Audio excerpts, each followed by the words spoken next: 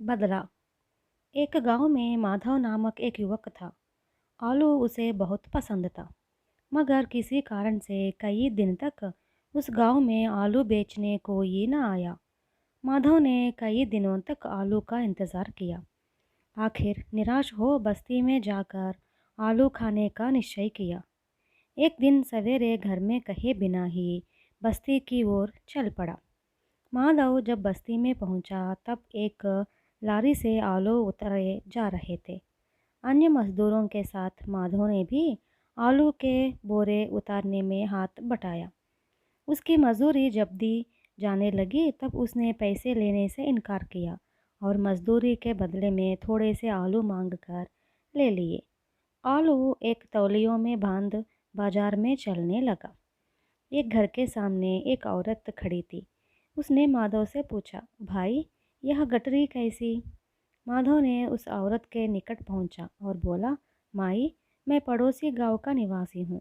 2 दिन से मैंने कुछ खाया पिया नहीं। आलू थोड़ा पका कर दो, तुम्हारा पुण्य होगा। माधव के जैसे उस औरत को भी आलू ज़्यादा पसंद थे। वह भी आलू के वास्ते इधर कई दिनों से तरस रही थी, क्योंकि हाल ही में उसका पति बीमार से चंगा हो चुका था। डॉक्टर ने बताया कि आलू की गंध लगे तो उसके पति की बीमारी और बढ़ जाएगी, इसलिए उनके घर में आलू पकाया नहीं जा सकता था। आज माधव ने उसे एक अच्छा मौका दिया, क्योंकि उसका पति भी घर में न था, पड़ोसी गांव में गया था। वह रात को ही घर लौटने वाला था।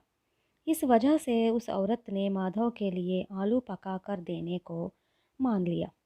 माधव ने गठरी खोलकर सारे आलू उस औरत के हाथ सौंपे। दोपहर तक लौट आने की बात बताकर वह बस्ती में चला गया। लेकिन उसके लौटने के पहले ही औरत ने आलू पकाया और जल्दी जल्दी सारे आलू खा डाले। दोपहर को माधव लौट आया। उसने सोचा कि वह गृहिणी आलू के साथ थोड़े चावल भी परोसेगी। उसकी आशा के अनुरूप उस गृहिणी ने थाली भर चावल और दाल परोसकर माधव के आगे रख दिया। गृहिणी भीतर चली गई। माधव ने सोचा कि वह आलू लाने गई है। यह सोचकर उसने चावल दाल खा लिया। गृहिणी ने दोबारा आकर चावल परोसा। मट्ठा परोसते बोली, बेटा तुम 2 दिन से भूखे हो, कोई जल्दी नहीं, आराम से पेट भर खा लो। माधव ने निराश भरे स्वर में पूछा, माई आलू कहाँ? बेटा मैं बताना भूल गई, तुम्हारे आलू चूल्हे पर रखकर दूसरे कामों में लग गई। इस बीच आलू ज़्यादा पक गए और दाल बन गई। मैं क्या करूं? बुरा मत मानो।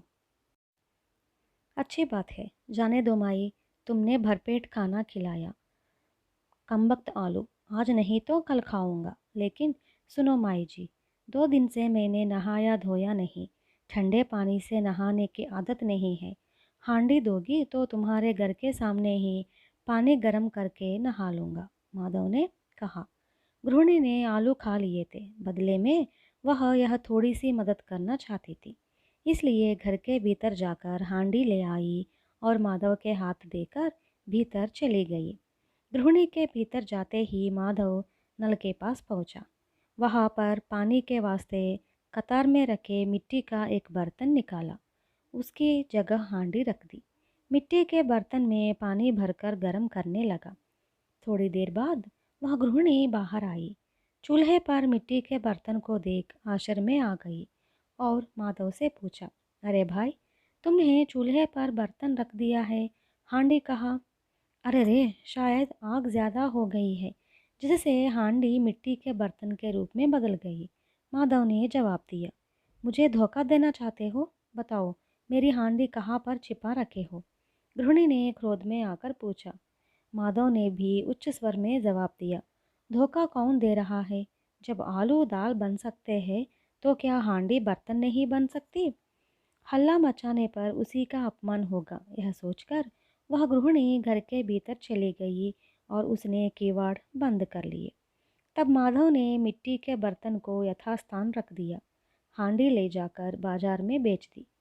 10 सेर आलू खरीदकर अपने गांव गया। कई दिन अपनी माँ के हाथों से आलू पकाकर खूब खाया।